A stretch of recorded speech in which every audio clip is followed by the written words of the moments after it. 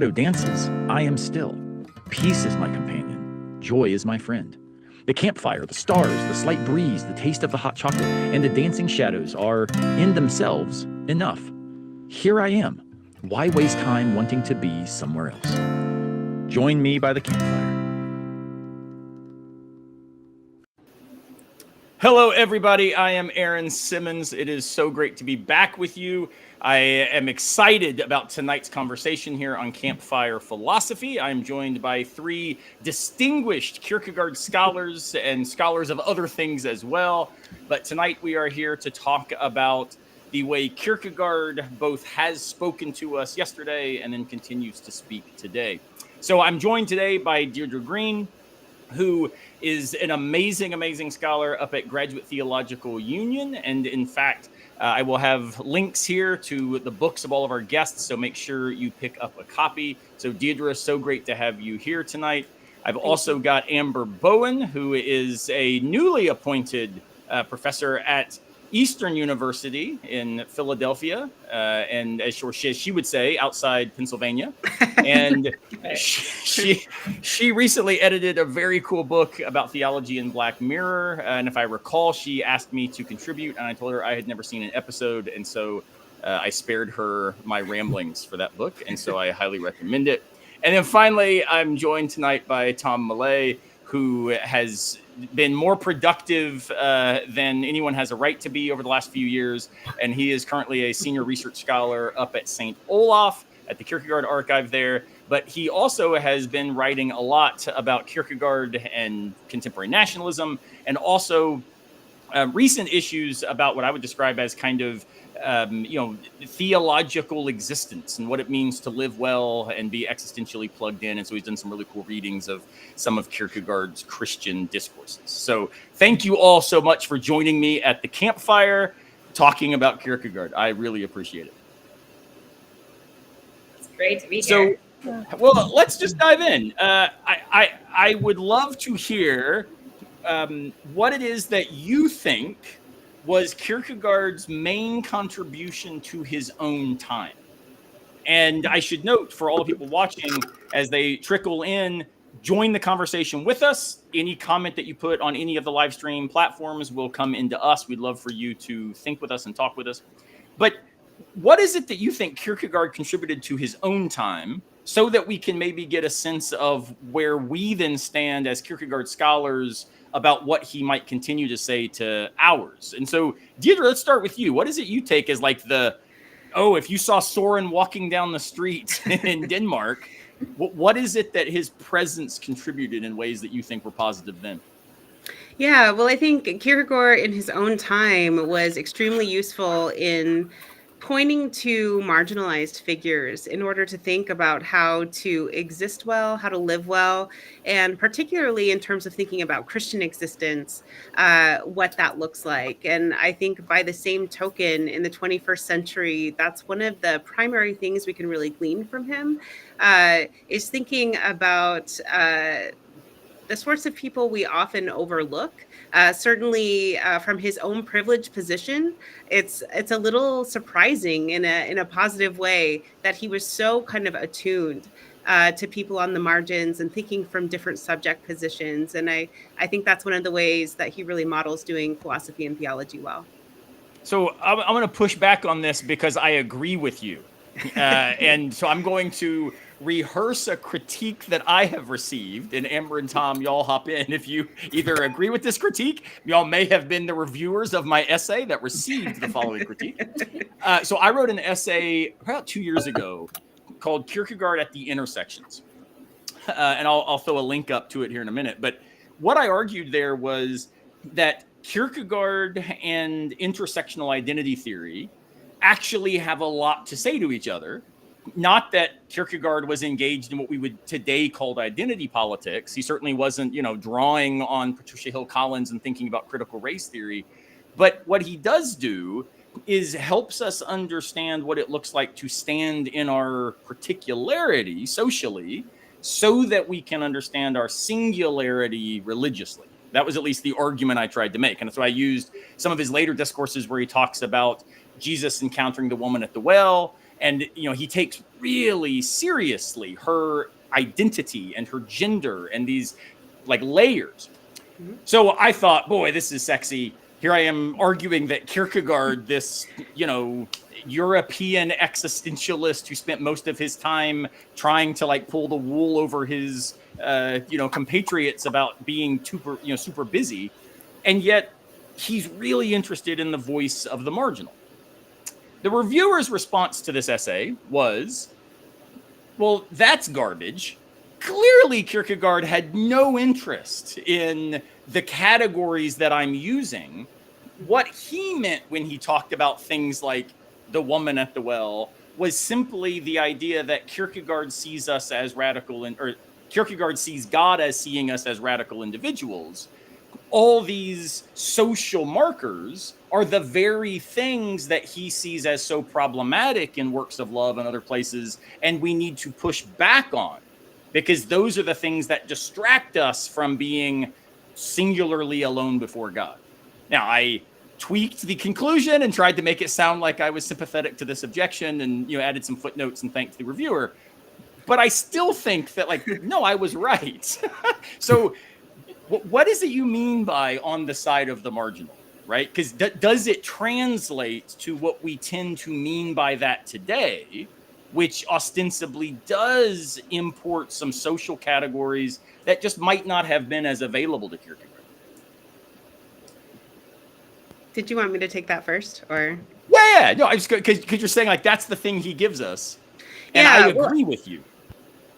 Yeah, so one point I want to make, I think works of love, right, can be overread in terms of thinking about these sort of various social markers and characteristics as kind of obscuring this universal humanity. Of course, it's in works of love that the notion of Eigendomlichkeit, right, is so important. And so it's that particularity, that God-given individuality, that is actually the way that we were supposed to love the neighbor. We're supposed to love them according to their individuality.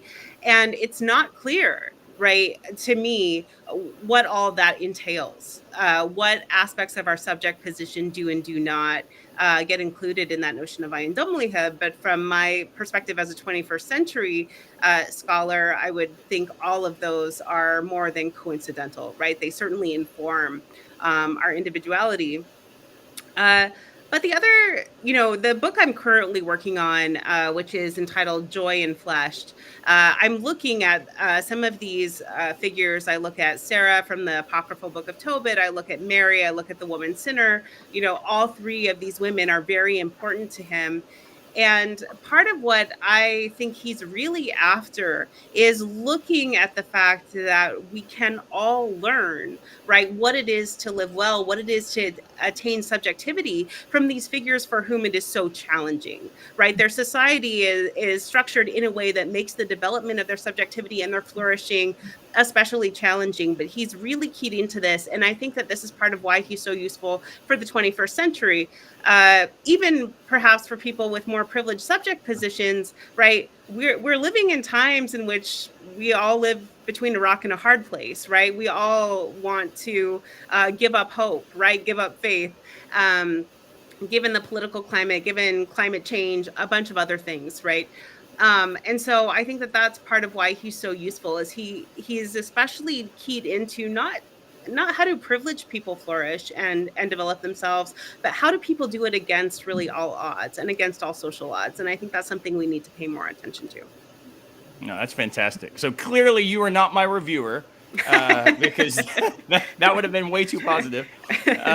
And let me remind folks, drop comments in wherever you are live streaming. We'd love to think and hear from you. Greetings to all of our good friend Carl Aho out in Texas. Hope you are doing well. And again, anyone hop on the chat. Let us have any of your questions. Join the conversation with us at the campfire. So, Amber, what would you add to this idea then of Kierkegaard both speaking to the marginal, helping us rethink these categories, opening spaces to challenge what we would now call privilege, though in his case we might say, it's anything that assumed height overrides the reality of what he would describe as Christ's lowliness, right? Yeah. So what would you add to the idea of what Christ offered to his contemporaries so we can think better about what he offers to us? Well, I really like Deidre's point about noticing this feature in Kierkegaard's text where he is looking at the marginalized, and we're using that term. It's not a term that he uses, but it's a category that we have today. And I think even if, in response to your critic, even if he's not speaking in the same categories that we would today, he still nonetheless provides the kind of conceptual tools to think in those ways. So as you were talking, I was thinking about all these examples of models that he heralds across his authorship, whether it is the woman at the well, or it's Anna the prophetess, or it's like the lily and the birds, these little teeny tiny things that nobody, systems of the world would not ever say to look at and to uplift as examples of godliness or existential maturity. And it's almost like it never fails that he always points to the unexpected. And so I think that's like exactly this point that no, he's not speaking in like critical theory terms, but he is doing what was later developed in that way.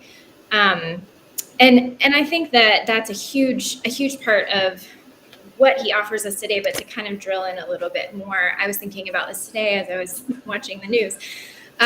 But really pinpointing the thoughtlessness of his culture. And this is a good, just existential point of following the crowd and thinking according to the ways that the masses, whatever ideological camp you're a part of, it means that, it doesn't matter what the contradictions are, or it doesn't matter what the sudden shifts are in the ways you're supposed to think or behave, or what sides of issues you're supposed to fall on. You're literally just following this crowd that you've kind of pledged your allegiance to and sort of checked your entire, you've given your soul over to, basically. But there's a genuine thoughtlessness that you don't even reflect on it. You just follow. And that's something that I see just pervasive today. And there's lots of different camps that you can do this for, or that you can be part of. But it seems like it's the same kind of thoughtless pattern. And I think he just, he really, really drew our attention to that in a way that I think needs to be drawn today, and with a lot of focus and attention. So you're suggesting that we are not now the bastion of thoughtful social discourse, that for some reason we are falling into divisive loyalty camps? Come on now. Yeah, you cynic. Sometimes I watch the news or scroll social media. Tom, so that's actually a really nice, I think, segue to then what you would offer, because obviously I think what Deidre and Amber and I all are maybe putting on the table certainly resonates with the way that you have traditionally read Kierkegaard. As everything I've read of yours about Kierkegaard is what Kierkegaard says to us here and now. Yep. And so in what ways do you see what he said then speak to where we are? Oh, good. Yes. Well, I agree with everything everyone has said so far, and I find that very interesting. I think the thing I have to contribute in addition to all the things I've agreed with so far is that Kierkegaard, he is actually attentive to power. I think in a similar way to critical theorists are today, and he is attentive to power even when it comes to the imitation of Christ. And this is something Deirdre's familiar with as well, and it's written on. So the imitation of Christ in terms of you imitate Christ differently when you come from different social positions. If you have power, imitating Christ looks one way. If you don't have any power, it looks a different way. So, so someone who is amongst the group that Howard Thurman would call the disinherited, for them, Jesus, they don't really need to go anywhere in a sense. Jesus is already there with them. And for those who have power, on the other hand, there's a very different message. It's sort of, how do you figure out how to renounce that power? And how do you figure out how to stand in solidarity with those who are poor? And I think it does honestly come from a conviction of Kierkegaard's that I used to be more suspicious of than I am now. But I think he thinks the world is run by evil. And so if you have power in the world, you've probably joined with that evil somehow. And so that's the theme of renunciation that comes up for him. So I do think he is attentive to social position. And I think maybe like Amber was saying, correct me if I'm wrong, Amber, but he's maybe more attentive to the actual social positions of people and their interactions than some of the modern discourses are, which can categorize people and lead to thoughtlessness. So I think, yeah, that's what I think my focus on suffering and renunciation has to add to that conversation. That's fascinating. So one of the things that is present in all three of your accounts, and certainly in my own writing, is it. I'll say it strongly, and then y'all push back. It does seem to me that to make sense of Kierkegaard's contemporary relevance requires us to take seriously the way in which he understood himself as situated in a very Christian set of assumptions. So without that cultural framework, understanding what Kierkegaard means by pushing back against power would, again, I think, slide in a way that might be, foreign to the framework by which he's working. To think about the marginal outside of his conception of neighbor love would be, I think, to import categories that maybe aren't as present, right? But when we think about this, some scholars, as we all are with whom we are familiar, I won't mention names, but some scholars have suggested this was very popular when I was going through graduate school. So this is early 2000s. The idea was, the way we make Kierkegaard speak to us today is by de-Christianizing him, right? We lean into his existentialism and we drop away the kind of specific Christian frames by which that existentialism gets portrayed. I think that is a legitimate way of appropriating Kierkegaard, because I think that we can read thinkers differently than they read themselves, contexts shift. But I do wonder how you see his specific Christian set of assumptions as either necessary or helpful, or really stuff that we can set aside when we think about things like power, renunciation, suffering, joy, these contexts that we've then articulated. Any of y'all have any thoughts on that? I have some thoughts on this that have been things that I've thought a lot about thanks to my doctoral supervisor, who's on this call right now, who's hosting this. And that is thinking about Kierkegaard as a theologian, but also as a philosopher, and what are the distinctions between those two things, and does he abide by those at all? And so I am of the mindset with Aaron that there is a distinction between philosophy and theology in Kierkegaard's works. And so in that sense, is there benefit to reading him as a philosopher and gaining some of his philosophical concepts? And so you could call that reading him in a secular way if you want. Yes, I think there are wonderful philosophical concepts that don't necessarily require religious commitments in his authorship that you can find. However, I also think that, as you said, Aaron, his framework, his way of thinking it's really fascinating because it is, in some senses, I mean this in a very qualified way, otherworldly. He does have a very radical way of thinking, which I in my work recently, I've been calling it an epiphanic way of thinking, which is a way of characterizing like the inbreaking of the new and something radically new that is being introduced that rewrites the situation and that opens up new possibilities. So this seems to be a constant conceptual category for him, and something that he thinks is necessary for things like faith and hope and love. And so in that sense, he is operating internal to that kind of theological frame, or at least like a transcendent kind of perspective, that if you lose that and you just kind of trap him into immanence, you really, really cut away a lot of the significance of what's so genius about his thought and what he has to offer. Deirdre, what would you say to that? Because obviously, I hate to put you on the spot, but at least Please do. From the web, it says I teach theology, which is a thing that the rest of us are a little bit less front and center about. Though I know Amber, flirts with that a little bit. So, do you think that there's like this theological necessity, or would you say that no, there is this kind of and for those scholars watching, my hunch is that this is a pretty small in-group tonight hanging out with us by the campfire. So I'm thinking primarily of, the kind of like Mark Dooley sort of reading of Kierkegaard, whereby we get him at his best when he is his most Derridian, not when he is his most Lutheran, right? Like if we could kind of parse it in those directions, where would you locate him?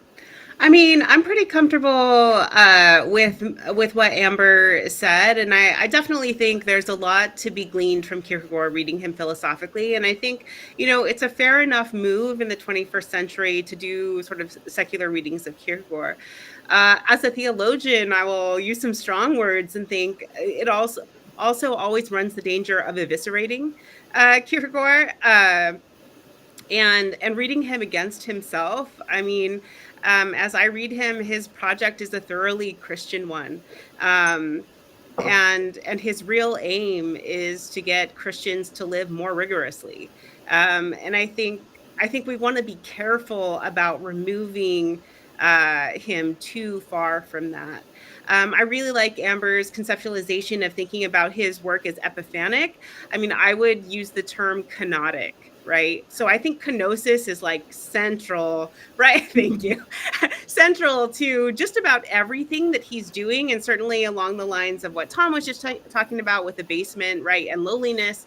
For me, that's just absolutely central to his project. And it shows up in so many different ways. I mean, we just even think about what he has to say about things like faith, hope, and love, right? To really experience true faith, hope, and love, which is at the heart of Christian life, you actually have to die to your faith, hope, and love, right? I think a message that's really important for us today in the 21st century.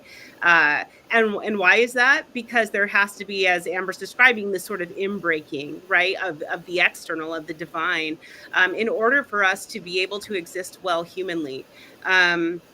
And so that's probably as much as I want to say about that. I think the other readings are fair. I think they're worthwhile. I think there's a lot to gain from him. And I think it always runs the danger of reading him against himself and losing what's really at the heart of his project. So, though I think it's also awesome to throw horn hands whenever we talk about Christian theology, in my recent book called Camping with Kierkegaard, I draw on what I describe as a kind of kenotic logic as circumscribed by a life of faithfulness. And so what it means to live faithfully, whether as a religious person or not, right? So we can be, in the existential sense, we can live in good faith atheistically, right? That's right. And so if we do that on purpose, we live with intention, it is to start with what I describe as this ethics of kenosis, or a radical humility.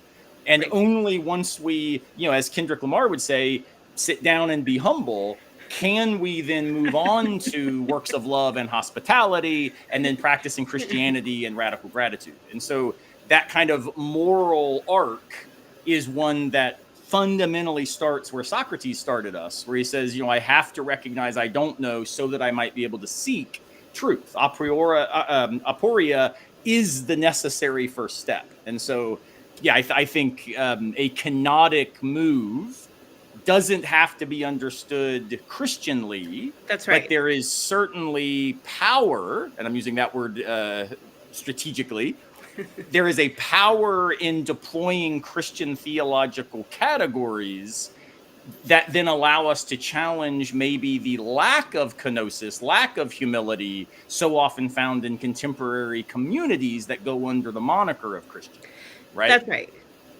Yeah. So, I mean, I definitely want to say, I think a sort of ethics of withdrawal, right, might be another way to describe this sort of kenotic ethic. And I think absolutely, like, that can and should exist in a number of other contexts, regardless of theological or Christian commitments.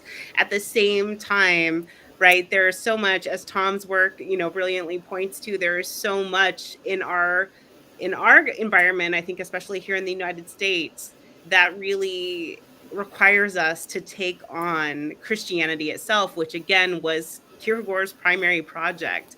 And so I think we want to be careful to not get too far removed from that, because that's kind of at the heart of what we need to grapple with in the 21st century as well. So, Tom, a question came in that actually I think pivots nicely to where you've been drawing our attention, and also now what Deirdre and Amber have added. So do you think Kierkegaard may anticipate something like the more contemporary idea that there is no ethical consumption under capitalism?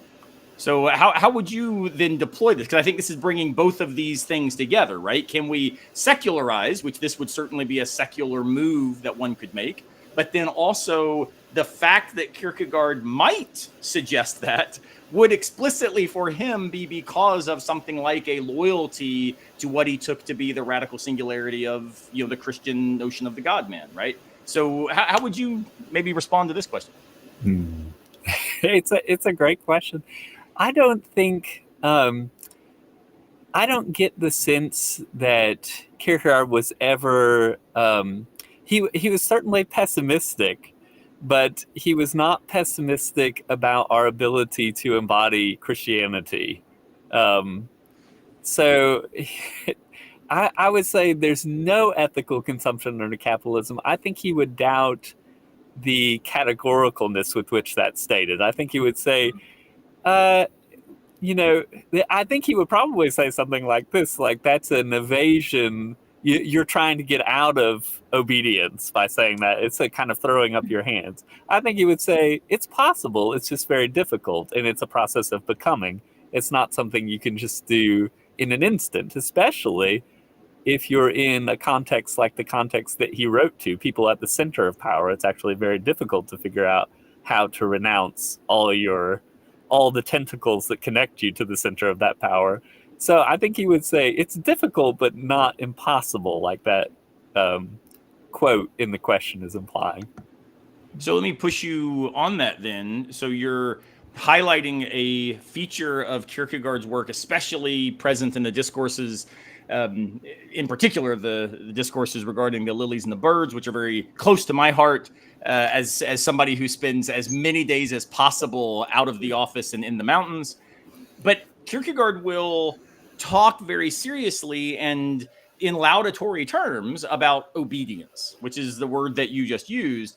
And when I wrote Camping with Kierkegaard, that was hands down not the hardest concept to unpack for a popular audience, right? Turns out that was the idea of the call and response with Chrétien. But trying to think about obedience in a way that didn't immediately turn it into the very worst kind of submission that then is precisely reinforcing the marginalization of those who have been marginalized by historical injustice, right? So how would you see Kierkegaardian obedience as potentially a good or a thing that we should rehabilitate in the contemporary world?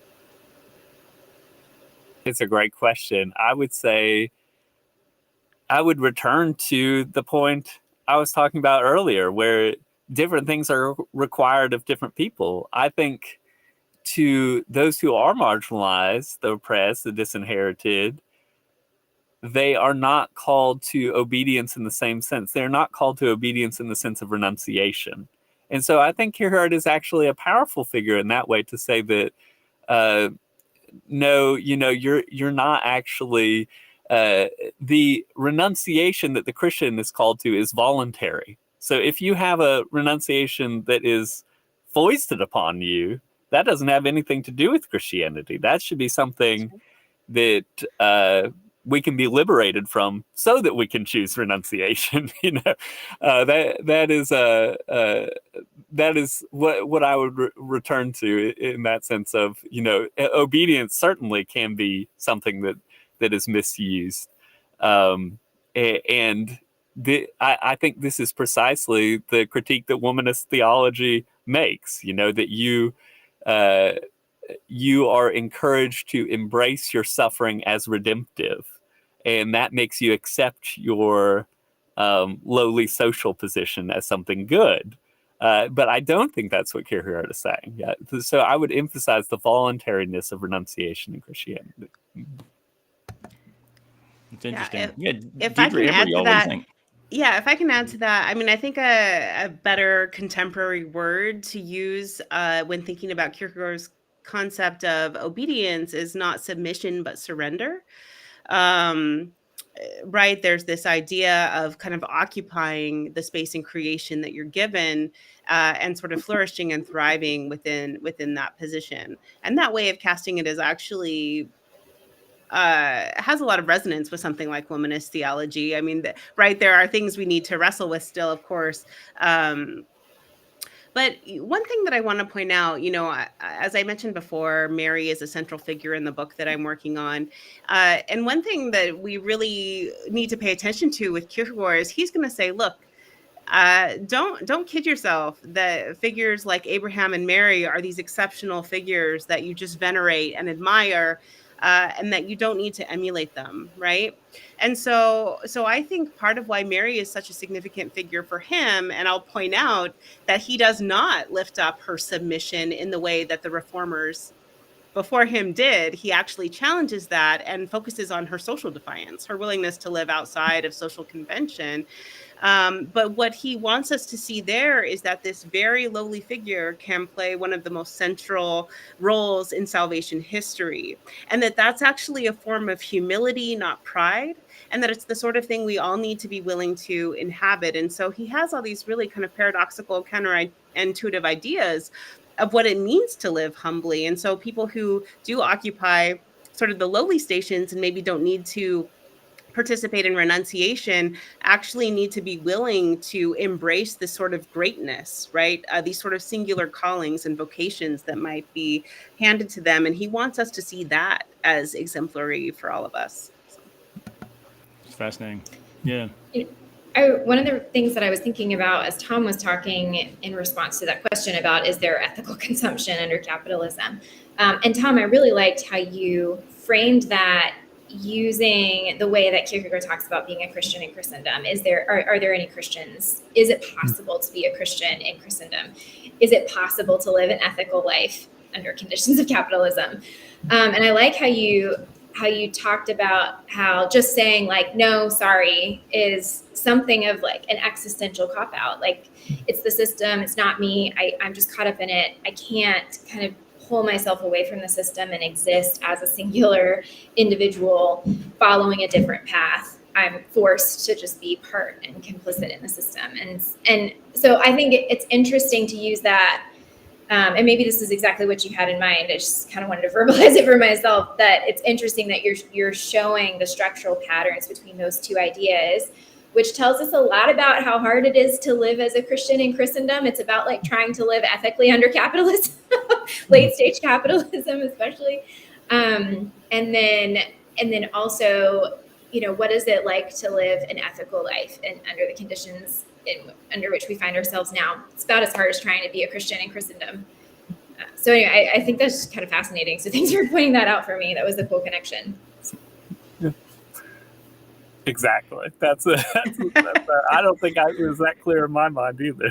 So thank you.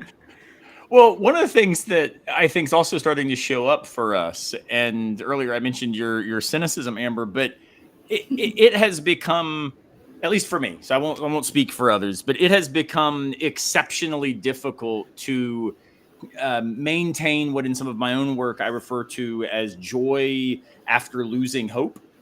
And this is a idea that I draw from Kierkegaard, but also from Claude Romano and Jean-Louis Chrétien and some others. And I'm interested in where you think Kierkegaard can actually offer us something like joy, right? Because he, of course, speaks a lot about joy. He talks also a lot about victory, which, again, is one of those words that threatens so quickly to slide into like political categories and, a competitive sense, which it has nothing to do with, I think, for Kierkegaard.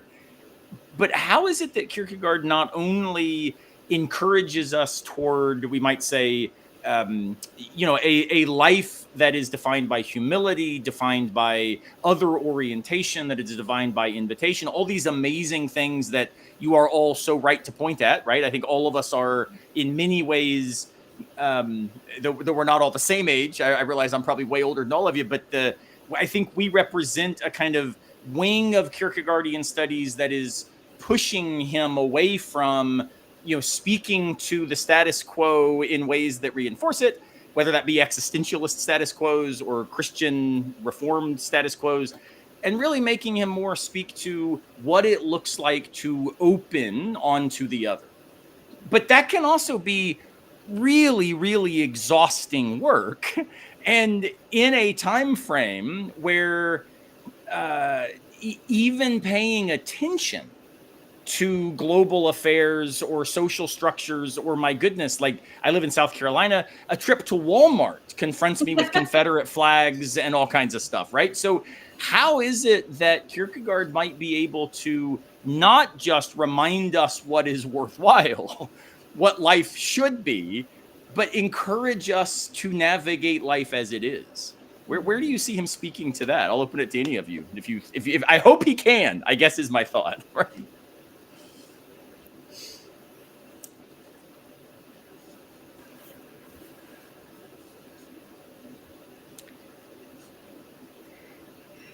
I have lots of thoughts on this, but I kind of feel like Tom is about ready to explode this in brilliance. So I want to let that happen. No, I just have one thought. They would maybe connect the joy piece back to the question we were talking about earlier of, do we need Christianity in the understanding of Kierkegaard? It's a really interesting question. I think some things, if you don't take on board the Christian assumptions, some things seem to be kind of unexplained. So I think Noreen Kawaja's book is really good on this, The Religion of Existence. If y'all have come across that, it's fascinating to see how Heidegger and Sartre inherit this notion of the self as task from Kierkegaard. It's not really, Heidegger and Sartre can't really explain why they view the self as task. They just inherit that as a kind of Christian assumption from Kierkegaard.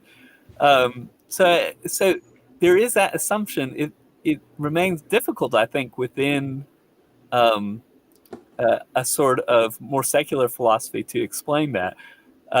So the reason I think it's connected to joy is because one of the major differences between Kierkegaard and the later existentialists is he does not believe that existence precedes essence. He believes there's a kind of design for the human being, that we are made to realize our freedom in a way that God has already sort of given us a task to realize our freedom in a particular form and shape. And I do think that as we live into that human being we were created to be, that's where the joy is found. So it does have to do with his Christian presuppositions, in my understanding at least. So living into these virtues of humility and solidarity, those things are joyful for the people who practice them because they are experiencing joy and fulfilling or getting closer to fulfilling what they were made to be. So they find joy in that feeling like you are fulfilling how you were made to exist. There's joy in that experience. Yeah, which is deeply Aristotelian, right? I mean, this idea of a kind of, teleological naturalism anchored in the kind of being we are. Kierkegaard certainly picks that up and then gives it a theological overlay so that now there's an intention here, right? It's not just a kind of directionality, but an intended, directed, you might even say loving relation, which is something that Heidegger and Sartre definitely don't have. For me, and then Amber, I want you to hop in here because I think you develop this in your work way better than I do in mine. For me, one of the problems I have with appropriating Kierkegaard's Christian commitments as the source of something like existential joy is not because I don't also identify as a Christian. Turns out I do. I'm a Pentecostal, right? Which surprises pretty much everybody, especially my Pentecostal churchgoing friends. And so it's not that I am troubled by his Christianity. If anything, I see that as a really profound resource for a disastrous version of Christianity that plays out today in America. But it's because I think that too often, and Tom, you don't do this, but I think lots of Kierkegaard Christian readers do, is they, like you say, he doesn't affirm that existence precedes essence in one sense. But then I would say, yeah, but he absolutely does in another. And it's there that I think the joy might be found. And so let me try this out. And then, like I say, Amber, show me where I'm wrong. If we read existence precedes essence, which is, of course, Sartre's famous phrase, definition of existentialism, as an epistemic thesis, not as a metaphysical one, right? The same could be said of God is dead. It's an epistemic thesis, not a metaphysical one. Then the idea becomes, oh, we absolutely exist, turn up, appear on the scene, and only then figure out what we will commit to and allow to be true as a directional orientation for our lived risk, right? And in that sense, the metaphysical directionality or the loving God to whom we are drawn is only ever a risky possible way of making sense of myself in light of the vibrant set of options that all confront me as an existing individual who does not ever get certainty when it comes to things that are ultimately existentially significant, right? And so if we see it in this kind of epistemic sense, I tend to think that what Kierkegaard offers us is a conception of joy that is deeply implicated in the riskiness of living without certainty. And that's something I think that far too many people are unable to make sense of today because they need the guarantee, the 401k, the, assurances, everything stabilized and firm in order to think, now I can get over my fear. I think what Kierkegaard offers, and here I do align him with a lot of secular postmodernists, right? I see the same move in Derrida, the same move in Heidegger, etc. They offer us the possibility of saying, can you stand confidently when certainty might actually have been the idol, right? And the possibility that we could is joy-inducing. That's, at least for me, one other way of taking Kierkegaard, which is precisely not to get rid of his Christianity, but it's to diminish it for a second so we can see the structural epistemics and then understand, well, why then does he land personally back in that religious orientation? Well, because, as I would say even personally, I hope God looks like Jesus, right? I hope other-oriented love is, in fact, the fabric of reality. Like, there are reasons then to hope that this Christian idea is true. But if we start there as a metaphysics, I actually think we can miss the radical riskiness of decision that more of us, I think, need to embrace in order to overcome the fear that just surrounds us. I don't know. What do you think about that, Amber? Because I know you've talked about these things in your work. You do it much more articulately than I do. But what would you say? I don't know about that, but I think that one of the coolest pieces that, sometimes you read other things and it gives you a way of better understanding what you think Kierkegaard is probably saying. And one of the things that I read a couple of years ago that is one of my favorite pieces ever is Wendell Berry's essay called On Poetry and Marriage. And he basically argues that the way that poetry works is the exact way that marriage should work. And I think it's also kind of the way that the Kierkegaardian self works in light of, sort of what you guys were talking. And he talks about in poetry, you have formal constraints that you take on. This is the structure of the poem that you're going to write. And then that doesn't actually take away your creativity by introducing these formal constraints, but it actually creates like the stage upon which your creativity can actually come to life. And so like poetry, marriage, you're taking on formal constraints of like another person, their life circumstances, what they bring with them, their families, their fears, their past experiences, et cetera, and you don't necessarily choose those things individually. And this person will, be an inconvenience to you at different points. Like I'm in premarital counseling right now, so this is these are things we've been I talking should about. hop in just to also tell Deidre and Tom, dear friends, I wrote an essay that did not get published under the original title because of Dr. Bowen saying you can't use that title. And the original title was Kierkegaard Should Have Gotten Married. And she was like, you cannot use that title. That's so bad. So it cracks me up hearing, yes, the premarital counseling and calling to see this beauty of these categories, just as a little thorn in the side there, Amber. A little anecdote, yeah. But I think that it's cool that the way that Barry argues it is that, you know, in marriage you have these formal constraints, or they're the givens, if you will, that you didn't choose. They're givens precisely for that reason. But it's what you do with those things. It's the freedom that you express, like internal to those things, that's what creates like the beautiful marriage or the beautiful life, or joy even, and the joy of poetry. And so I love how Kierkegaard's ontology of the self has both the givens and the freedom.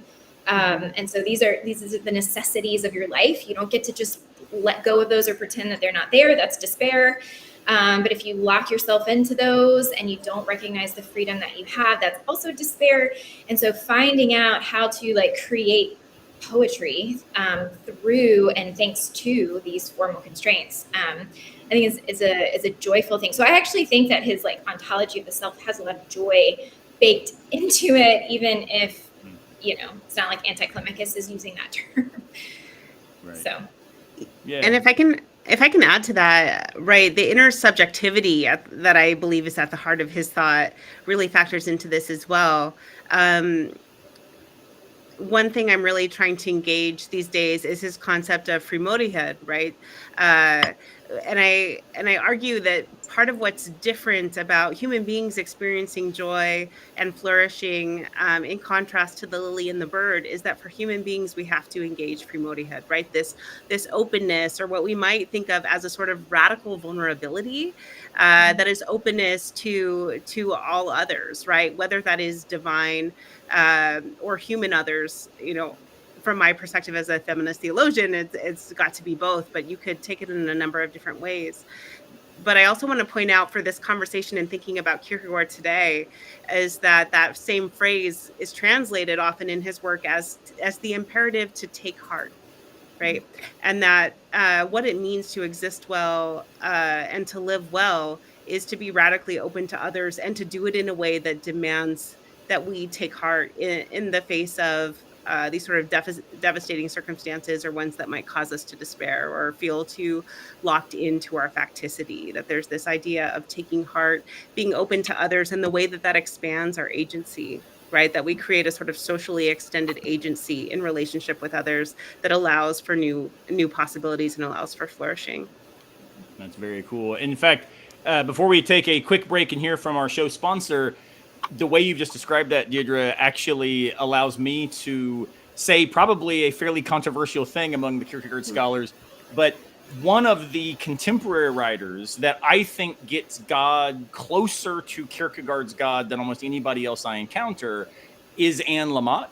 And it's precisely on this idea of taking heart, right? This you know, hope in the face of catastrophe. We are suspended over 10,000 fathoms, and there we find faith. When it's all going to absolute hell, you know what? The lily still blooms. Like there's this taking heart dynamic in her work. Obviously, a different level, a different audience, a different kind of, you know, experiential context.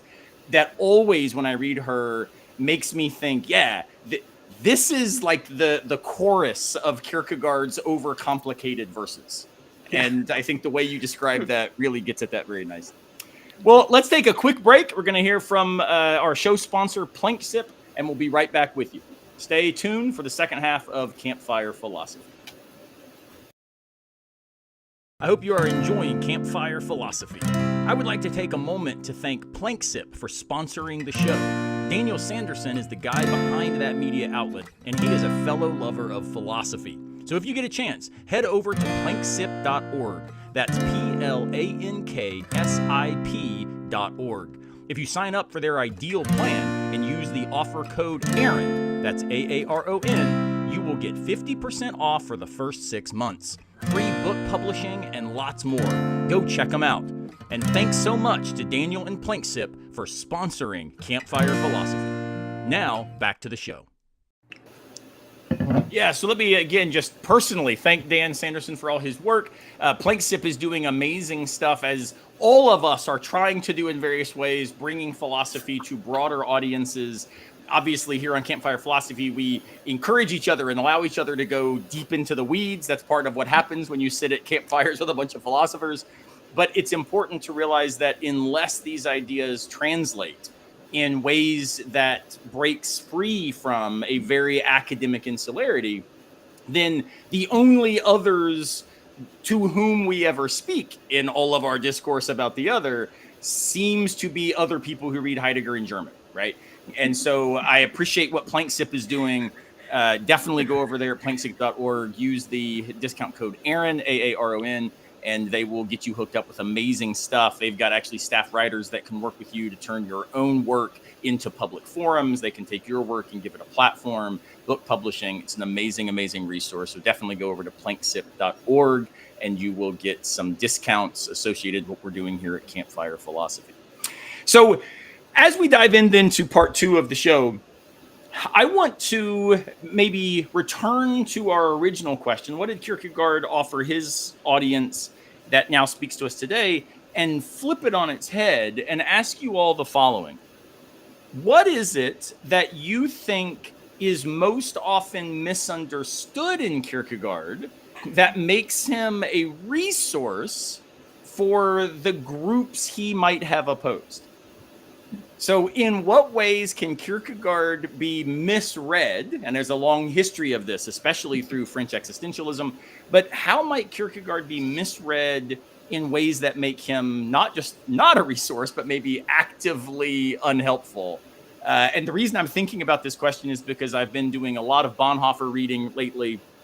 And the, by far, most influential recent book on Bonhoeffer, I think, is a gross misreading of Bonhoeffer's work to make him palatable to a very particular white evangelical kind of right-wing audience. And I think that not only does that misunderstand Bonhoeffer, but it actively puts Bonhoeffer to the tasks that he would have likely been the most ardently opposed, right?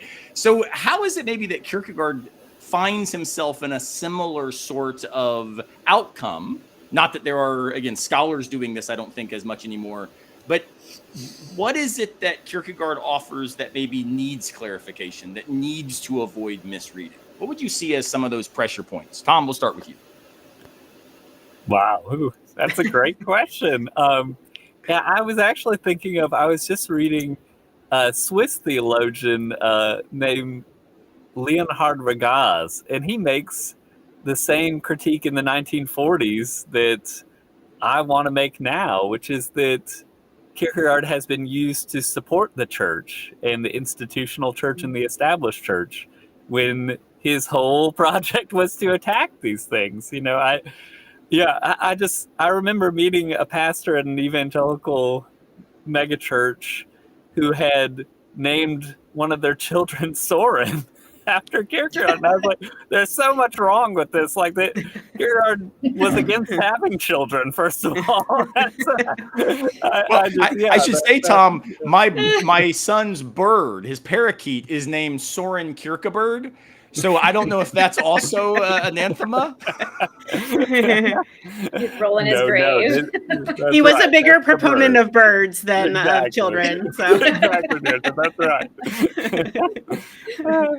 Yeah, so I think that whole and I don't want to name any names per se, but I think Kierkegaard has also been drawn into the project of defending the idea of a Christian university in a kind of established way of making room for faith within the overall broader secular context of the university. Not necessarily bad in itself, but bad if it becomes yoked to a project of that university being dominant and achieving supremacy over other, as a way to maintain a distinctive identity within other secular universities and be better than them at the same time that they're Christian. And that whole project, I have, yes, a great distaste for it, and I think Kierkegaard does too, as far as I can tell.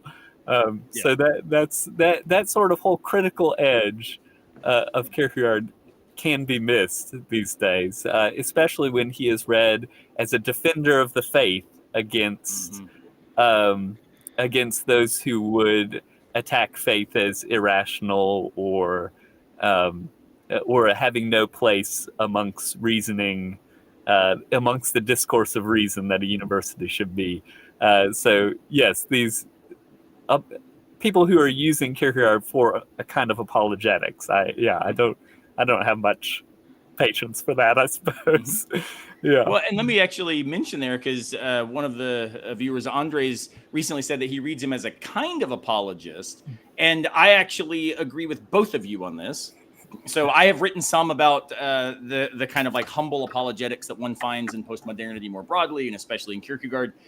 And just so that Andres maybe hears what we're saying as not rejecting the idea that he's a kind of, but that he is this thing that goes under the like moniker of Apologetics Inc., right? Yeah. This whole, here's how you drive views. Here's how you generate audiences. It's about winning. It's about, hey, when they hit you with the problem of evil, bing, pow, hit them with the ontological response. Like we end up in this sort of apologetics as excuse for telling ourselves how intellectually rigorous we are, when in fact what we're doing is just dismissing sincere existential struggle, right? Mm-hmm. And I think when I read Kierkegaard as a kind of apologist, it's in the sense of Justin Martyr, which is he's trying to say, hey, if you really understood what even I mean by Christianity, you wouldn't think it's that garbage, right? So this apologia of clearing away the confusion,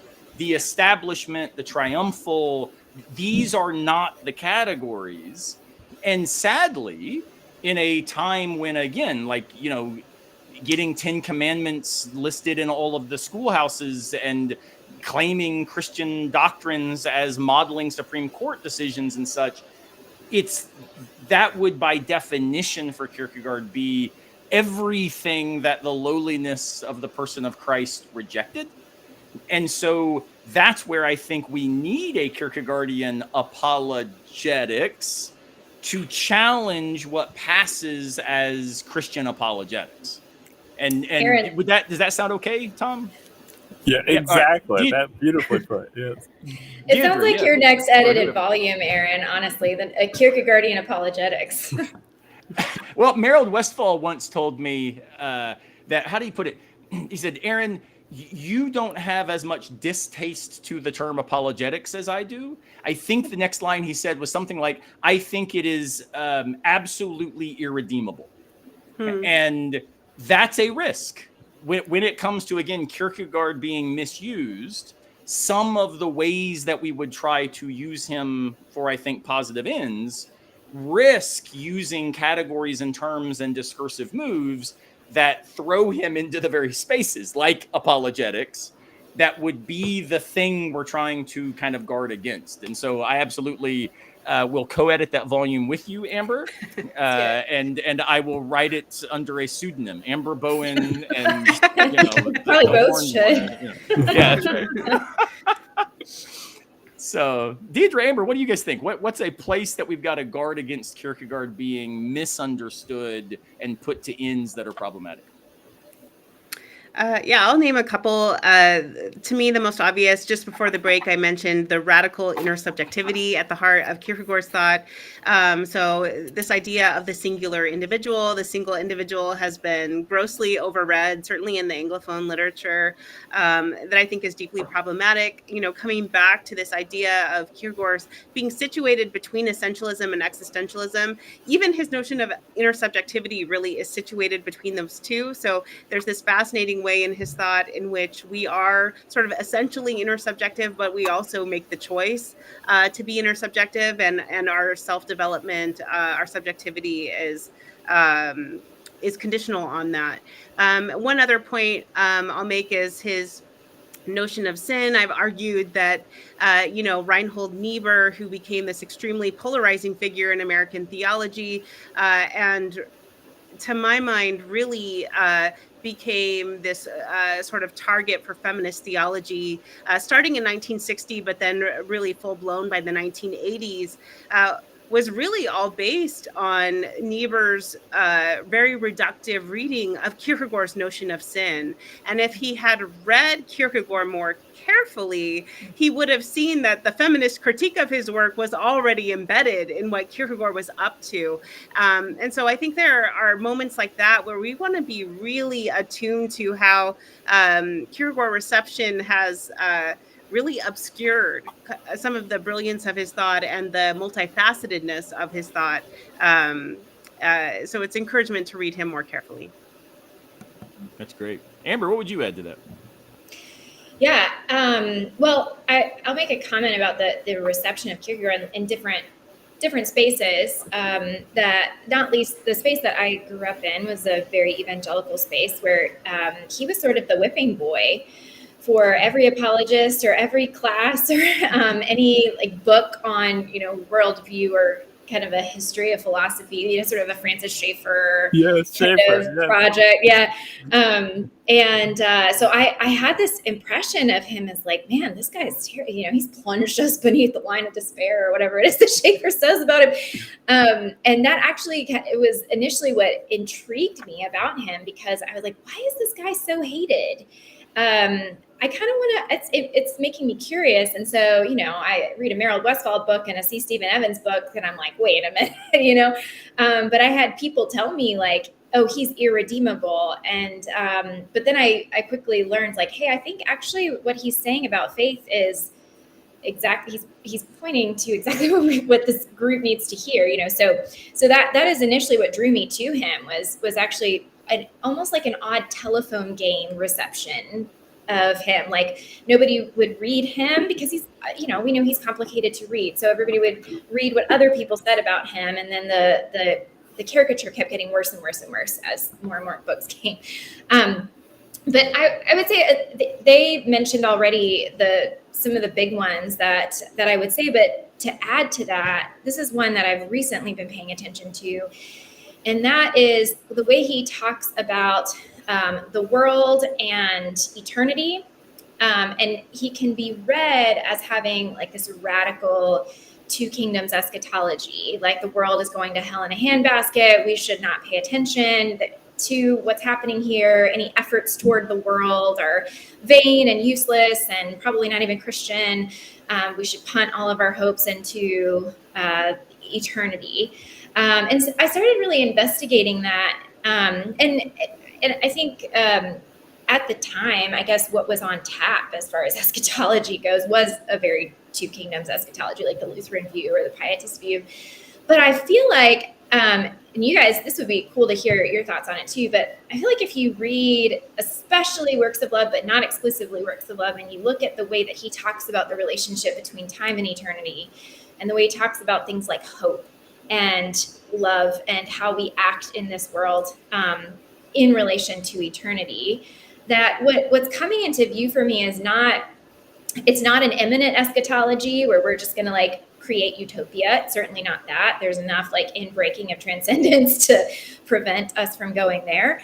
But it's not this like radical otherworldly, like he seems to really think that our works of love and our acts of hope actually do make a difference in this world and do have transformative potential in that. And so I think that's really interesting for ethics and also really interesting for how he's often read in terms of our relationship to the world, so to speak. That's fascinating. I want Tom, as I click a button to make this pop up, who has actually written a book about practicing Christianity, to see kind of what you have to say about this, because I mean, Amber knows this. Again, she and I have worked together for a long time, but hands down, far and away, my favorite two essays, books by Kierkegaard are Practicing Christianity on the one hand, and then For Self-Examination and Judge for Yourself on the other. Those are the twin pillars of where I go when I read Kierkegaard alongside Bonhoeffer and Martin Luther King and Simone Weil to try to inspire me for living the life of somebody committed to not just bringing Christianity to Christendom, but I would suggest bringing joy to a world of despair, bringing hope to a space where hope has disappeared, living critically in light of the establishment and triumphalism, eliminating the possibility of understanding something like persecution as, in fact, another name for, Deidre, your word vulnerability earlier, right? Like, these are the texts I go to. What is it you find so important about practicing Christianity, Tom, that really, led you to write a whole book about it? Why is that something you think continues to sing today? Oh, wow. Yeah. Well, it does. I think Amber's exactly right to push back against an otherworldly reading of Kierkegaard. And Practicing Christianity certainly would be a good book to go to. And when I said, I was talking earlier, I said, Kierkegaard believes the world is evil, but I think Kierkegaard understands the world in that sense in the same way Paul did, St. Paul, where the world is not, it's not like this life versus the next life. It is, the world means the powers that run the world. So today, like earlier, we could call it capitalism, but although that's, a lot of complicated things involved in that. But that is greed and desire for profit that runs our world. I think that's what I mean by the world. So resistance to that would be precisely not otherworldly in the sense that we just sit back and wait for eternity. It would be external renunciation, which he especially goes to in the later authorship, like Practicing Christianity. External renunciation of our entanglement in the powers of the world. So I think Practicing Christianity is especially important for that, because earlier in Kierkegaard, you do get a notion of a more of an emphasis on inward renunciation of the world, and I think that remains important later in the authorship. And there's there is someone who I've had a good critical discussion on this with Takao Robinson. She's a student at Villanova, who points out, no, there is inward renunciation that continues. And I think that's important because, especially for those who are oppressed and disinherited, the inward renunciation of power is still required, because you can still desire to be in power even if you are not, so you can still desire to dominate others even if you are the most oppressed. So there still is that inward requirement of renunciation. But in the later authorship, Practicing Christianity especially, there is the notion of outward renunciation, of an outward embrace of poverty, chastity, obedience, all the traditional monastic disciplines, although rethought in a very singular way, I think, in Kierkegaard. So I think that's what we get in the later work. He becomes suspicious, and you can see it develop in his journal writings. He becomes suspicious that inward renunciation is just letting ourselves off the hook for not fully embracing Christianity, saying, oh, I don't really believe in all this worldly stuff, but I go along with it anyways. He won't let that continue after practicing Christianity. Interesting.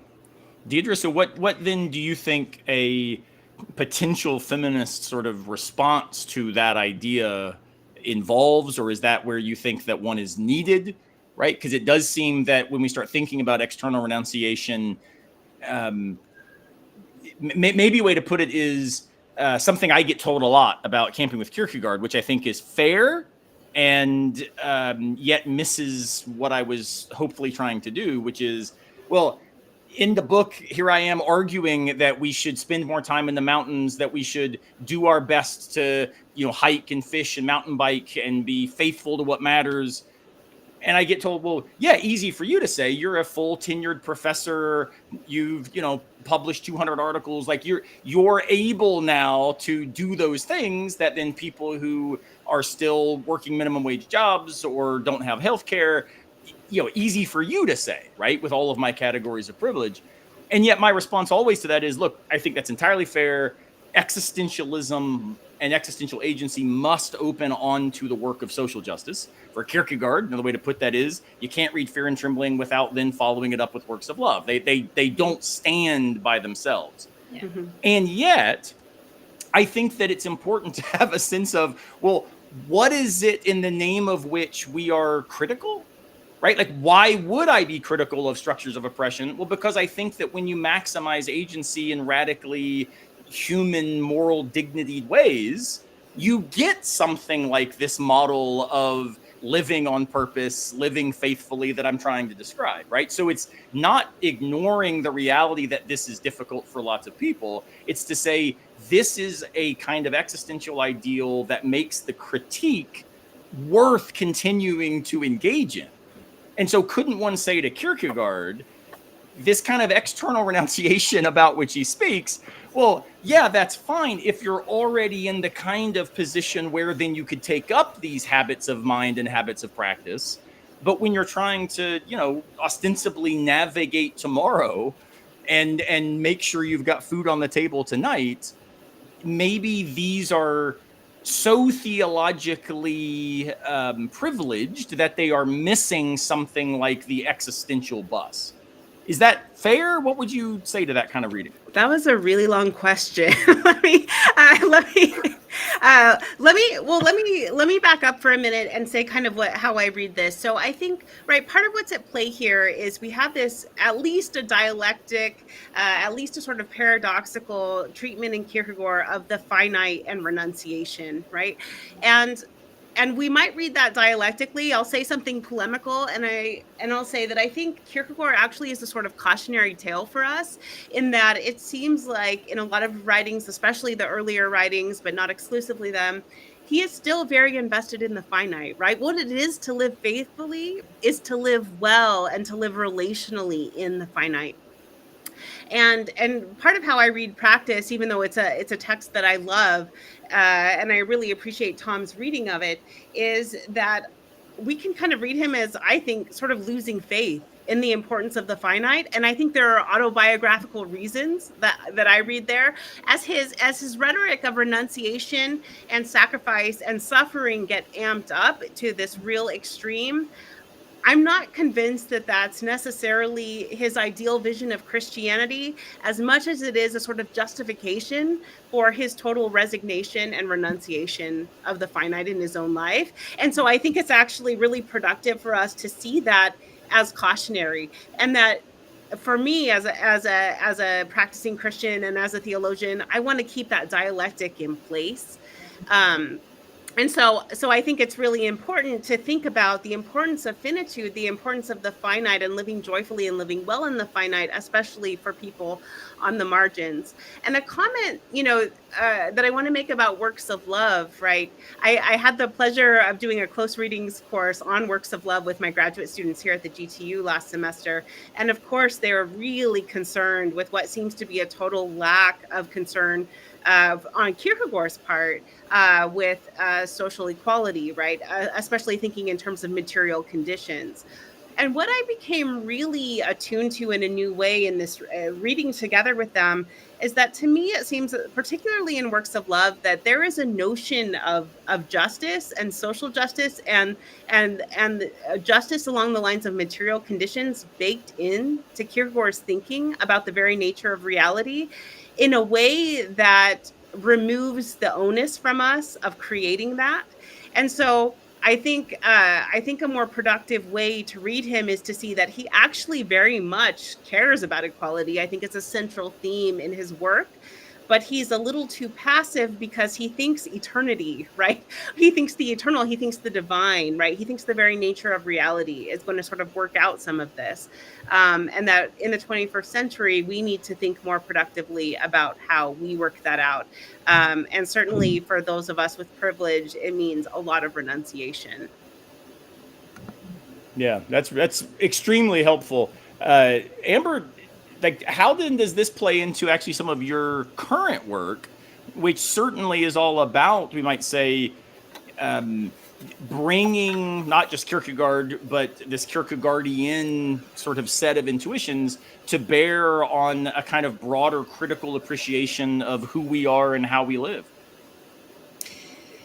Yeah, I was thinking when Deidre was talking about this dialectical reading of him with like his, embracing of the finite and then resignation and then re-embrace and that sort of thing. And one of the things that I, just to like kind of make a comment on to add to what she was saying, one of the things that I think it was interesting that I like to think about is what would happen if Kierkegaard had lived another 10 years? What would he have written about? And he kind of ended as like this, preaching on the street, kind of wailing prophet, renouncing everything. But based on his own thinking, it seems to make sense that like there is a place for that in the Christian life, as Tom has pointed out.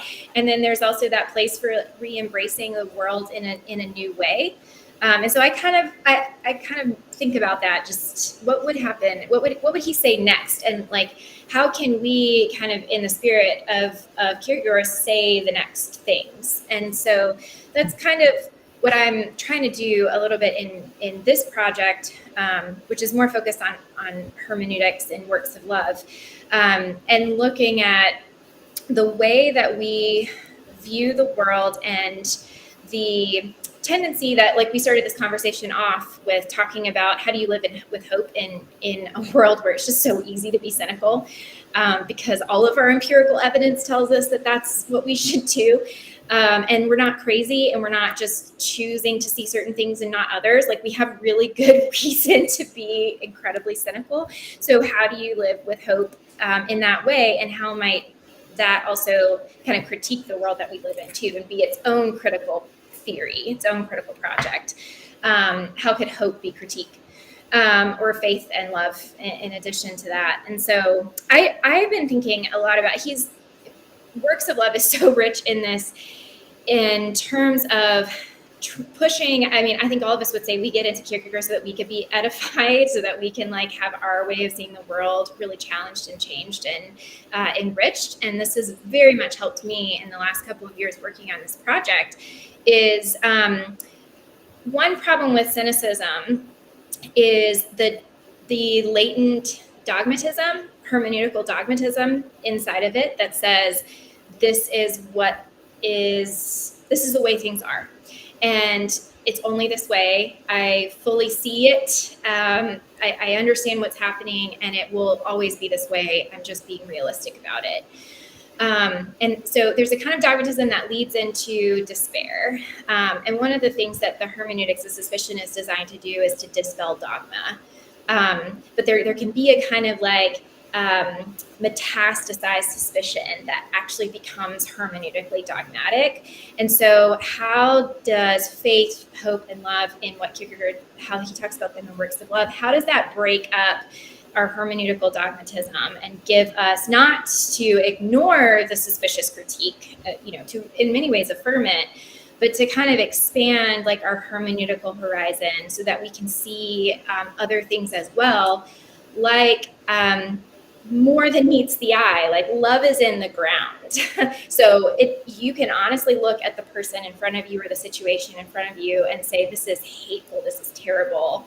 But there's something about this persuasion that love is in the ground that requires you to say, but as far down as like evil goes really far down in this situation, but I have to believe that it bottoms out at love, because so long as I see an existing being, I see something that's held into existence by love, or I see hope. Their story's not yet over yet. The situation's not yet complete. There's more than meets the eye. There's what is not yet to be.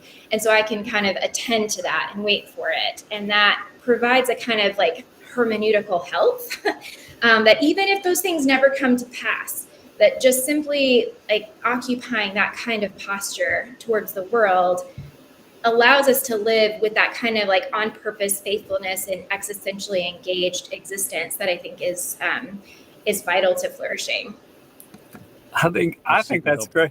Yeah. And I want to add to what Deirdre was saying earlier, not just finitude, I think you're talking about, Deirdre, but like finite goods that are in the world. And Amber, I think that's exactly what you're talking about, and not being so tied to the dogmas of cynicism that you eliminate the possibility that there might be goods within the finite world. And I think it's a fair critique of the later Kierkegaard to say he does embrace a pessimism toward there being finite goods in the world.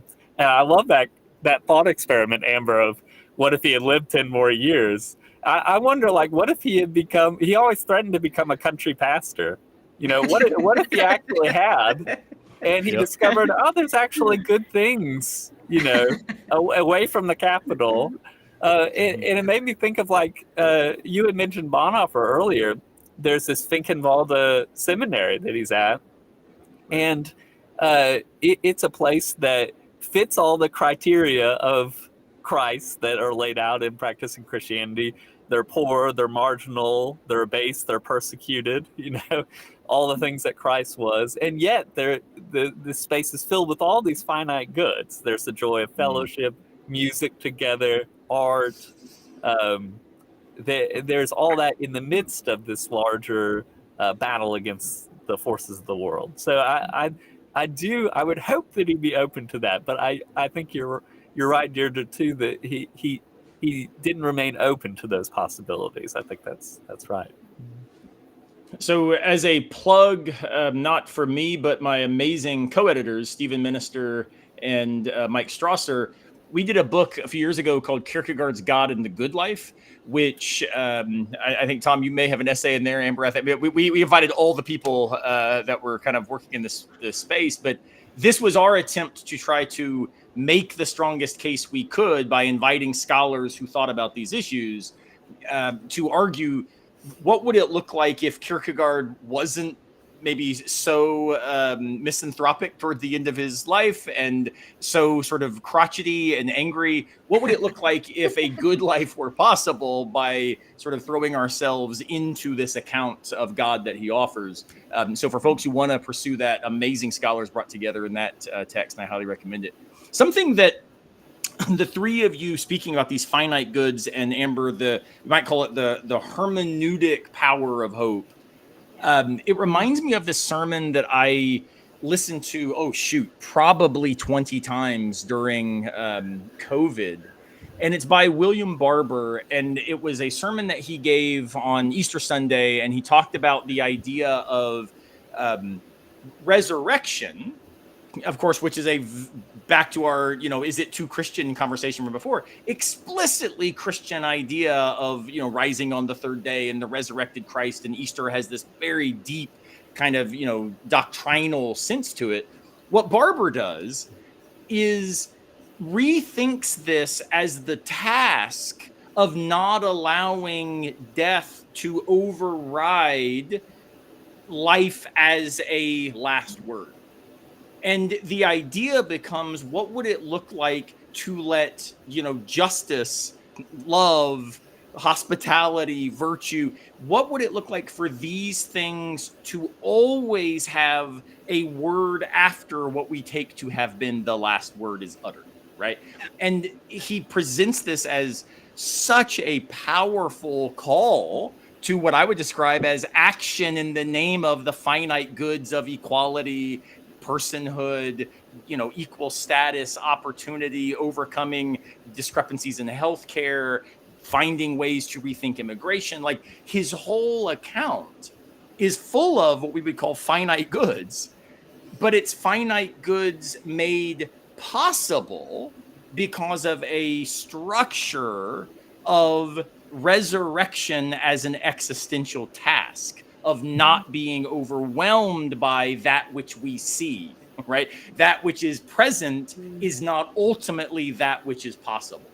And so in some ways, Amber, your account of Kierkegaard and then this hermeneutic reading of works of love speaks to me in the same kind of way as that sermon by William Barber did. And so I can't wait for it to hit the bookshelves so I can, recommend it to all of my friends and students. Well, let me ask you all this. We all teach different levels, different kinds of groups and communities. One of the most interesting things I've ever heard from a student when I taught Kierkegaard was the following question, and I want to get y'all's take on it. And this is maybe moving us a little bit into a very explicitly political space, but I think that's part of what embracing finite goods requires. This student came up to me once and she said, I love when I read Kierkegaard with you because I feel like, man, that's what I wish my pastor would say. But to be honest, Dr. Simmons, every time I go to church, I feel like, well, this is everything Kierkegaard was opposed to. And so she said, how would it be possible to like preach this? And so I wrote an essay called Can Kierkegaard Preach? And it was very Pentecostal. And unfortunately, this is so sad.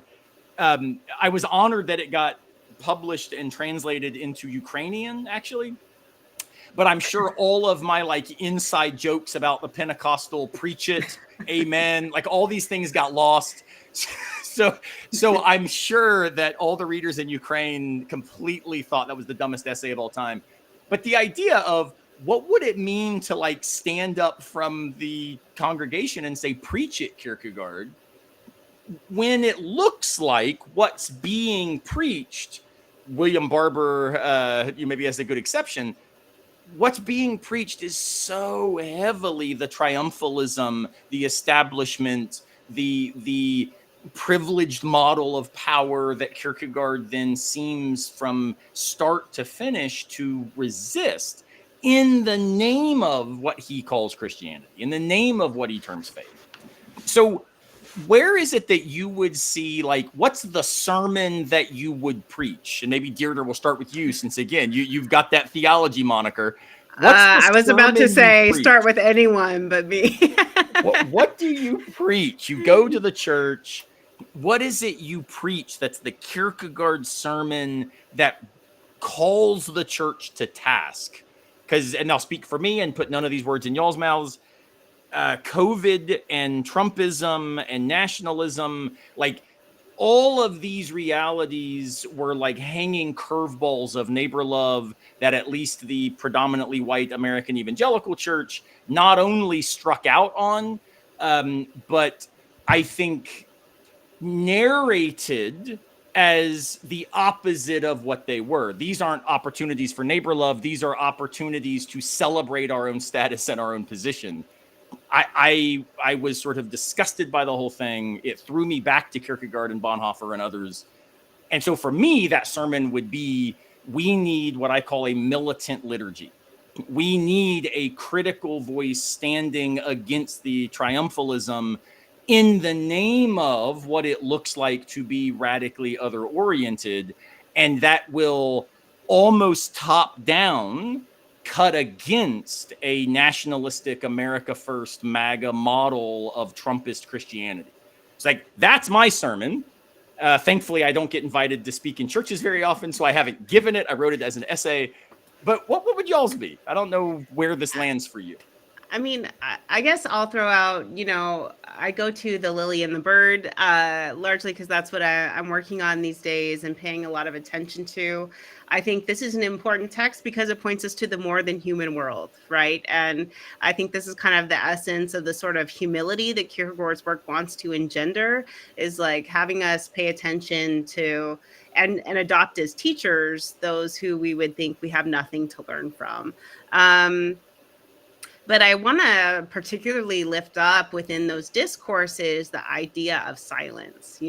Aaron, you and I have both talked about kenosis. I think it's just an absolutely critical Christian concept, right, that really needs to be recuperated for our present context. But this idea of being silent and thinking about kenosis as a sort of withdrawal of the self that makes space for the other. And I think that is what is sort of most lacking in our American discourse, in our political situation, and certainly in the kind of varieties of Christian preaching or Christian self-perception that you're describing. And so I think that idea of silence and this sort of willingness to withdraw and make space for others is really useful today. It's super helpful. The way that I describe that when I teach my philosophy and hip hop classes and write about this is we've got to learn to pass the mic, right? And I love it. And passing the mic is certainly not what one normally sees from the leaders that we continue to rally behind too often today. Amber, what do you think? What's the sermon you preach? You're new at Eastern and you get invited to give the talk at the church across town. What's that talk you give? Oh my goodness. Well, I read for the first time, I guess last summer, this is a later essay of his called Watch Your Step Before You Enter the House of the Lord, I think is the title. Mm-hmm. Boy, I mean, that one burns. It's not long, so it would be a great one to look up if you're just looking for like, what is a quick read that I can get a little sample of what's going on here. And that you talk about an Old Testament prophet like railing on the false piety of the Israelites at the time, and uncovering like what Westphal calls the deceptive devotion and the fraudulent faith. And he's so perceptive in doing it, and basically saying like, you think you guys can just walk into this place, and as if you just belong, and as if there's not a problem here with the way that you're living your life and the ways that you're implicated in what we've been talking about as the world. And it's like a watch your step. Like, who do you think you are walking into this place? And so it's a call for self-examination, which he does a lot in his authorship. But I think there he's just especially poignant at pointing out all the different layers of self-deception that we have when we walk into any kind of, and it's not even literally walking into religious space, but it's just the way that people talk about like, I'm a Christian, or this is what God is doing, or this, just kind of identity politics of being a Christian. And the self-assurance of like, who God's hand is upon, for example. And that you see the genius of Kierkegaard in saying like, well, maybe it's this. And then you feel like the sting of conviction. And then he turns around and he's like, is it also this? And you're like, oh gosh, he like got me from behind. And then, man, he got me that way too. And it just doesn't stop. And so it is a very convicting piece. And I don't mean to be just like, raging prophet kind of downer. I think there's a lot that's very uplifting in it, but I think he's putting his finger on exactly the kinds of idolatries that we have today in American Christianity. And there needs to be a lot of watching your step before you enter the house of the Lord. That is not happening.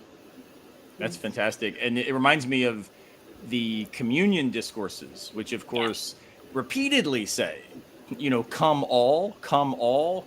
Like the whole idea of cultivating silence, Deirdre, because the invitation is so inclusive, right? Like I have to be quiet because the voices that are coming have filled the chapel. Like it's almost this sense of, being overwhelmed by the idea that God's invitation both elevates. Amber, you talk a lot about this, being upbuilt, being edified, but it's always an upbuilding that reminds us, like Ben Folds, when he says there's always someone cooler than you, it always reminds us the edifying thought that relation to God, you're always really bad at this, right?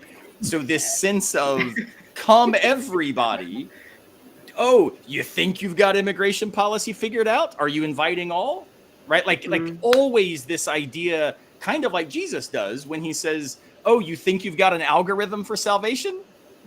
Sell everything, right? Like the idea that when you think you can pin this down, that's when it explodes. There's something about that. I think you're right, Amber. It's those moments of invitation into the house of God, again, which can be understood in broad terms or very narrow, but it ruptures anything that we would describe as self-sufficiency, right? And that throws us, Deirdre, back to silence. I think that's absolutely beautiful. All right, Tom, you're closing out the sermons, and then we're going to end with some fun questions about camping. So wonderful. Well, I think that gets back, Aaron, to what you were saying about epistemic uncertainty too, in the that sort of posture being really important.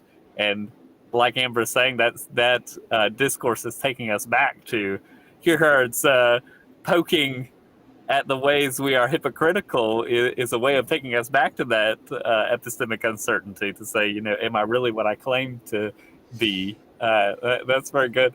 But I would say, so if you're preaching a sermon, you have to know your audience. So what is your audience? Well, Reverend Barber's audience is very different than the one I preach to. I am actually preaching every Sunday, so I should say I have. Oh my goodness! Sorry, Deidre, I didn't know this. I would have absolutely thrown him under the bus right out the gate. Thank you. This is new. Yeah. I feel vindicated. So Reverend Barber, he's preaching sermons of empowerment, and that makes sense within the context of his audience. He is standing in solidarity with the poor. Both in his sermons to he just retired, but his small community church in Goldsboro, North Carolina, where I also live, and his larger national movement. It's an empowering movement to those who have already been disempowered, right? So it's a particular sermon to a particular context. Now, my context is very different, and I would say I focus on asceticism, embracing the disciplines as a way to get us toward figuring out renunciation. What does it look like to renounce power? And Deirdre, you mentioned silence. I mean, so Sarah Coakley is big in the new asceticism movement, and she emphasizes precisely silence as one of her big emphases. But it's a lot of different, emphases, fasting, the traditional spiritual disciplines is what I try to emphasize. But I would say it should actually be easy to preach sermons against nationalism, because all you really had to do is pay attention to the actual content that's in the Bible. So Jesus is very anti-nationalist if you open your eyes to what's in the Sermon on the Mount. This is those two authors, what were their names that wrote Taking Back America for God? Whitehead and Perry. That's it. Whitehead and Perry wrote that great book, Taking Back America for God. It's a sociological study of Christian nationalism. And they show this correlation between, those out there who actually are going to church and hearing scripture preached at them every week are actually less likely to be nationalists, because they actually they have to engage with the content of what's in the scriptures, which is a call to renunciation, all these things to follow Jesus. Wow. So that is different from the person who is labeling themselves a Christian without actual involvement in the Christian community, where they have to hear the scriptures, but labeling themselves as a Christian as a kind of cultural identity that they want to triumph over other cultural identities as a way to dominate and exclude others. That is a very different thing than wrestling with the actual content of our faith. So I would say, yes, it's as long as you're actually reading what's in the Bible, it should be easy to combat nationalism in that sense. Well, and I should note there is a show coming. I haven't got the date fully pinned down, still working on guests, where Campfire Philosophy is going to speak just about Christian nationalism and ultimately why it is not Christian and not American. Like, it is bad at both of these things. Both of these ideals would cause us to reject Christian nationalism. We're going to have Mike Austin and a few others come on to talk about that. But in light of what all of us have said, there's a book that just kept coming to mind when I heard, Deidre, you're talking about silence, and we might call this a kind of contemplative model. Amber, when you're talking about what it looks like to appreciate the beauty of spaces and rethink how that relates us to ourselves. And then, Tom, your idea of, we might even call a kind of embodied liturgical enactment, right? And it's a book by a friend of mine, Wendy Farley, called Beguiled by Beauty. And I highly recommend it to anybody who is interested in thinking about a certainly Christian-sourced, but not explicitly Christianly dogmatic version of what this kind of life might involve. So highly recommended. Wendy Farley, Beguiled by Beauty. All right. Well, I think we have come to the end of our time by the campfire. We either have to throw more logs on or clean up and open the sleeping bags. So I end every episode, before I thank you all and send us on our way, I end every episode by asking 5 questions that have nothing to do with what we've just spent the last hour and a half thinking through, but it's also to remind us and everybody else that philosophers, theologians, sociologists, physicists, all of us are ultimately just people sitting around campfires, and there's something really, really important about that reminder. So here are the questions. Amber, start with you, and we're going to ask all of you the same question, and we'll move on. Beach or mountains? Oh, man. I would say mountains. That's a hard one, though. I see you leaning towards your Hegelian upbringing. Can we just say both? Yeah. Yes, I want to actually say both if possible. What do you think, Tom? Beach or mountains? Mountains, absolutely. I don't know how it's possible to write a book at a beach. I think that's no, you can't. I struggle even reading books at beaches. What beaches have you been going to? My wife will sit there and read, and she'll take pictures of reading with like toes in the background and stuff. And for me, I just. Yeah, it's hot. Nothing about sand makes me think, oh, I should do serious philosophy. Yeah, it's all bad. I'm with you.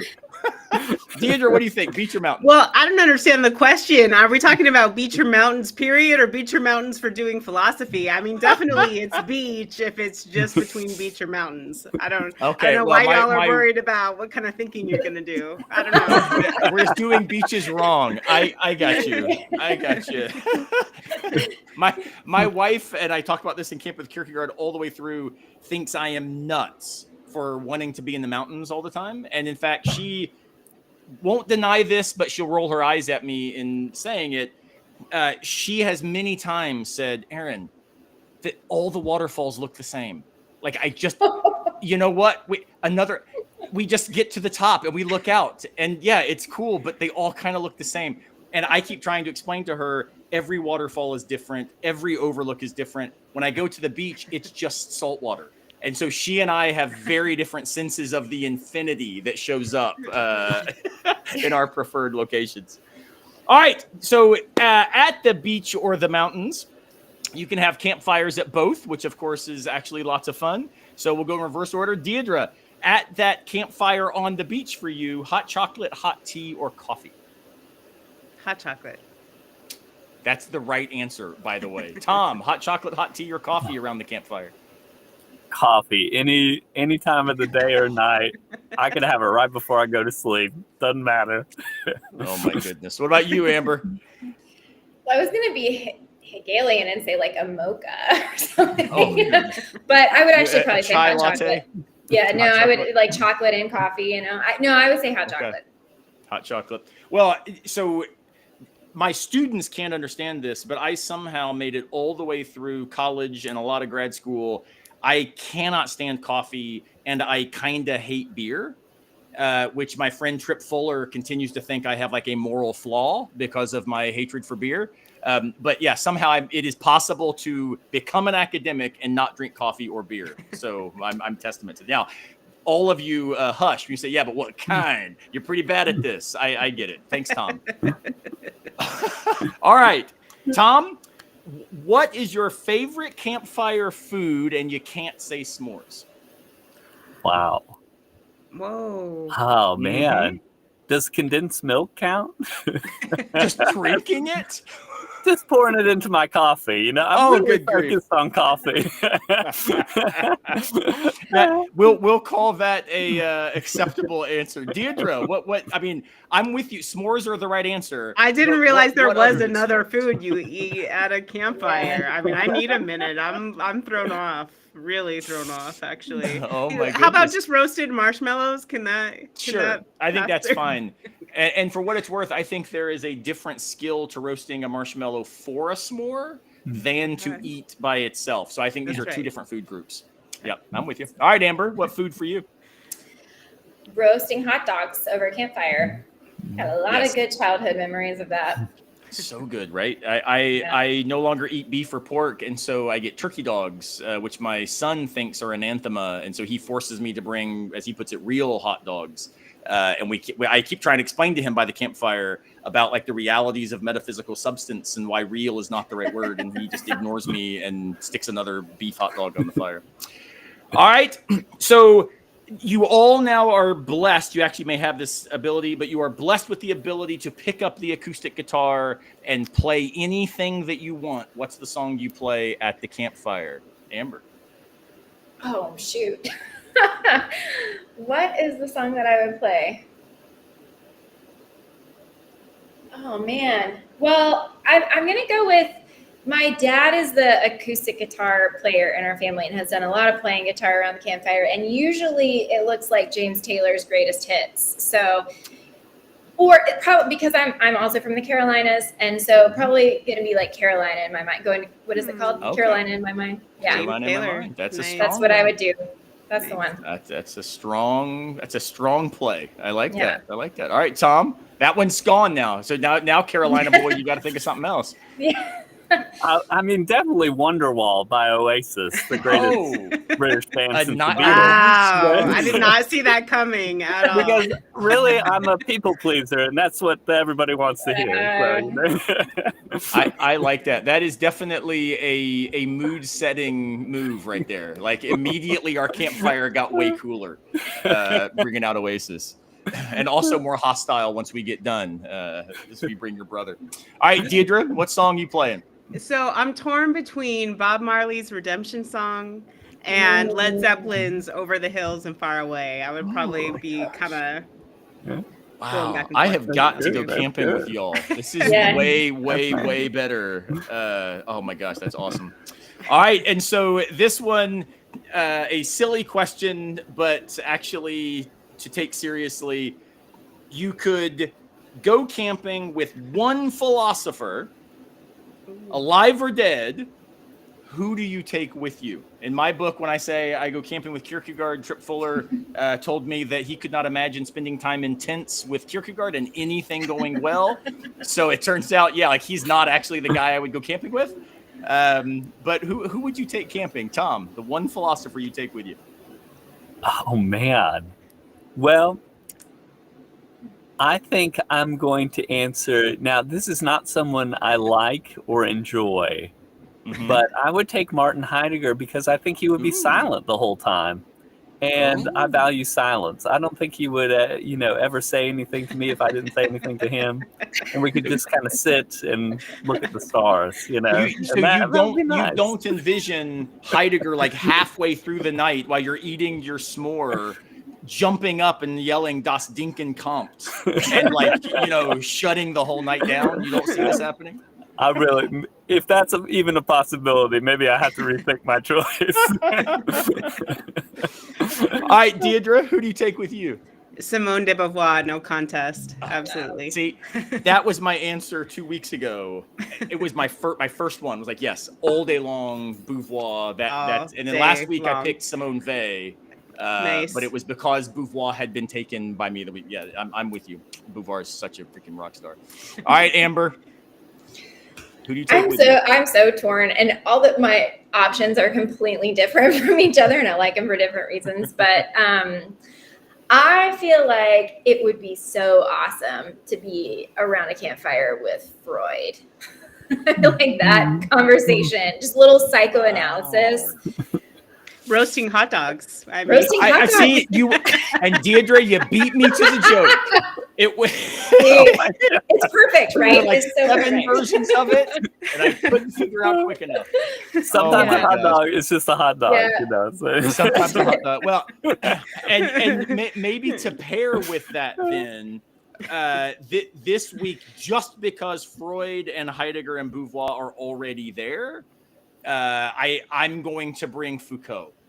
And I think that takes the sublime to the ridiculous with those 4 hanging out around a campfire with hot dogs and s'mores happening. Yeah, that's what a freaking night that would be, right? Oh my goodness.